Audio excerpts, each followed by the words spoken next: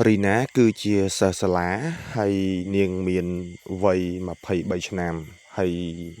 ពេលដែលនាងនិយាយអំពីប្រវត្តិនាងគឺការនាងរៀននៅសាកលវិទ្យាល័យមួយនៅក្នុងខេត្តបន្ទាយមានជ័យនាងគឺជានិស្សិតដែលស្អាតជាងគេនៅក្នុងបន្ទប់ A1 ហើយនៅក្នុង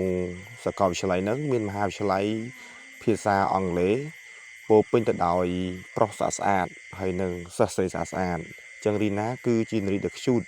ហើយអ្វីដែលរឹតតែពិសេសនោះគឺដោយសារតែសាកលវិទ្យាល័យហ្នឹងគឺមានការស្លៀកពាក់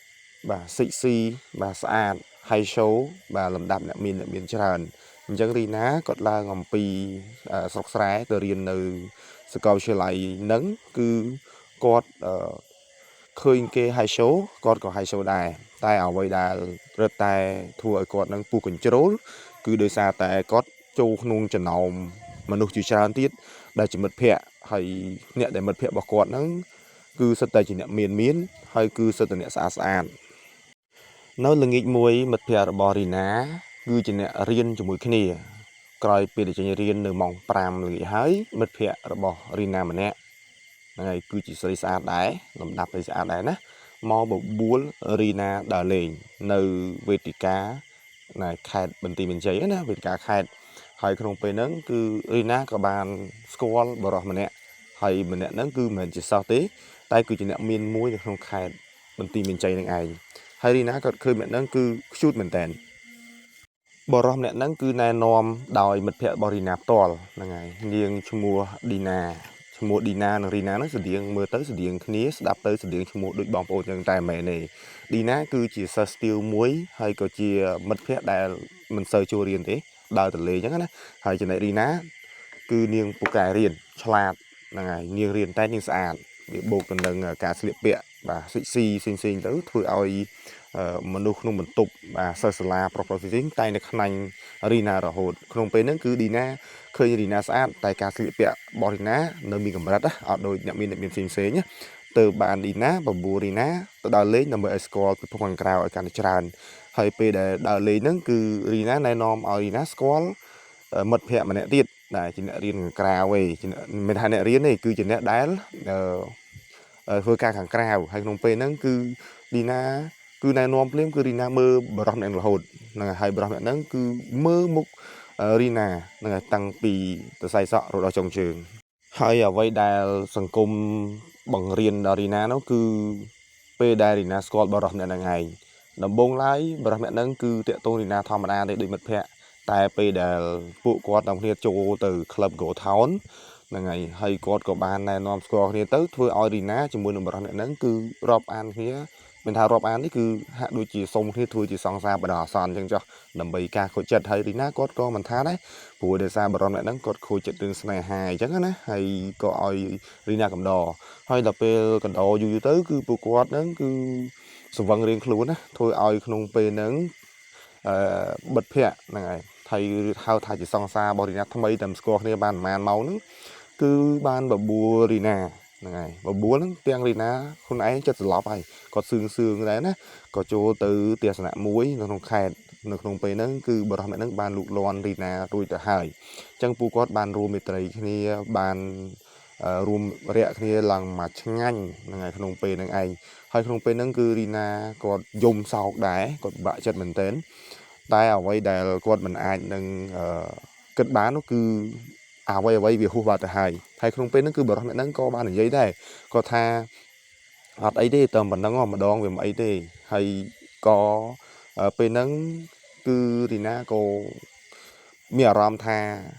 បើបានទៅហើយក៏វារួចទៅហើយព្រោះគ្មានណាដឹងផងដោយសារតែក្នុងពេលហ្នឹងគឺអ្នកផ្សេងទៀតហ្នឹងមិត្តភ័ក្តិផ្សេងនៅដែលមកជាមួយនឹងរីណាហ្នឹងគឺគាត់បានទៅទៀតអស់ហើយ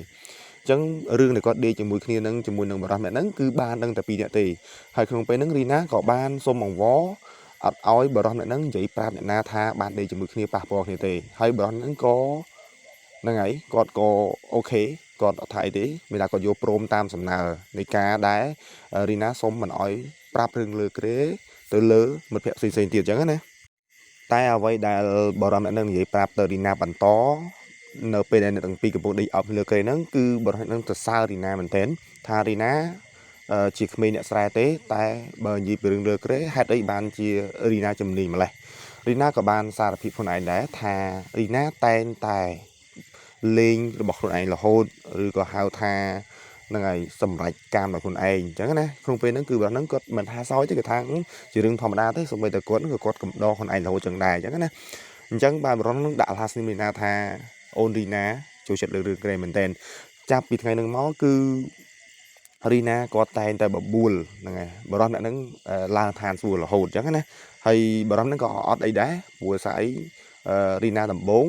ឆ្ងាញ់ផ្អែមហ្នឹងហើយបរោះអ្នកហ្នឹងក៏គាត់ចូលចិត្តដែរអញ្ចឹងវាហាក់ដូចជាពួកគាត់ហ្នឹងត្រូវរូវគ្នាមែនតើហ្នឹងហើយរីណាក៏គាត់ល្មោកព្រោះរីណាគាត់បានសារភាពប្រាប់បរោះអ្នកហ្នឹងថាគាត់មើលតែរឿងទេរឿងខៀវណារឿងខុនតូងខៀវណាគាត់មើលរហូតទេដល់ពេលអញ្ចឹងទៅអ្នកទាំងពីរត្រូវគ្នាមែនតើគឺគាត់គេងជាមួយគ្នារហូតហ្មងឲ្យតែពេលសៅរ៍អាទិត្យឡើងទៅរៀននៅខេត្តទីរួមខេត្តហ្នឹងនៅសកលហ្នឹងគឺពួកគាត់តែងតែណាត់គ្នាគេងហ្នឹងទៅអញ្ចឹងរីណាក៏បានរៀនឃ្លាតឆ្ងាយពីមិត្តភ័ក្តិគាត់ហ្នឹងហើយគាត់មកគេងមកអីជាមួយនឹងហានីរបស់គាត់ហ្នឹងឯងហើយពេលដែលគាត់ស្គាល់គ្នានឹងហើយយូរទៅណារីណាក៏គាត់បានផ្ទេរសាលាហ្នឹងហើយចេញពីសកលវិទ្យាល័យហ្នឹងគាត់ទៅបាត់ដំបងវិញអញ្ចឹងណាហើយគាត់ជាមួយអ្នកប្រុសហ្នឹងគឺបានបែកគ្នាអត់បានជួបគ្នាទេដោយសារតែបែកគ្នាទៅការងារគាត់ក៏ធ្វើច្រើនហើយរៀនក៏គាត់រៀនអញ្ចឹងគាត់បែកលេខខ្ញែអញ្ចឹងណាចេះថារឿងអីផ្សេងៗគឺគាត់លែងធ្វើមួយប្រុសហ្នឹងទៀតហើយអញ្ចឹងគាត់បំរើខ្លួនឯងដដែលទេអញ្ចឹងណាអញ្ចឹងរីណាក៏គាត់ចងចាំនៅអនុស្សាវរីយ៍ល្អៗជាមួយនឹងបរិសុទ្ធដែលគាត់ស្គាល់ហ្នឹងឯងអញ្ចឹងណាអញ្ចឹងកន្លងទៅហ្នឹងគឺរីណាក៏ធ្វើខ្លួនឯងរហូតតែបានបរិសុទ្ធហ្នឹងអរគុណបរិសុទ្ធហ្នឹងមែនតើហ្នឹងហើយដែលជួយឲ្យគាត់បានស្គាល់នៃឋានសួគ៌គឺជាអ្វីអញ្ចឹងណាហើយរឿងនេះខ្លីតែប៉ុណ្្នឹងឯងចំពោះអ្នកដែលរៀនគឺដឹងហើយខ្ញុំមិននិយាយទេតែវាមានកត្តាច្រើនអញ្ចឹងណាអញ្ចឹងបងប្អូនទៅរៀនអីប្រយ័ត្នប្រយែងផងស្រឡាញ់ខ្លួនឯងស្រឡាញ់ឪពុកម្ដាយយើងក៏មកព្រឹត្តអញ្ចឹងណាយើងគួរតែរកមុខរបរណាដោយសុចរិតហើយនឹងគោរពឪពុកម្ដាយអញ្ចឹងយើងកុំទៅរៀនកុំទៅអីយើងកុំទៅលយឆាយយើងកុំទៅដោះដូររឿងពុំចារីរឿងការគេងអីដើរលេងហាច់ហើអីកុំអីណាអានឹងជាខមមិនរបស់អត់មានអរគុណប្រិយមិត្ត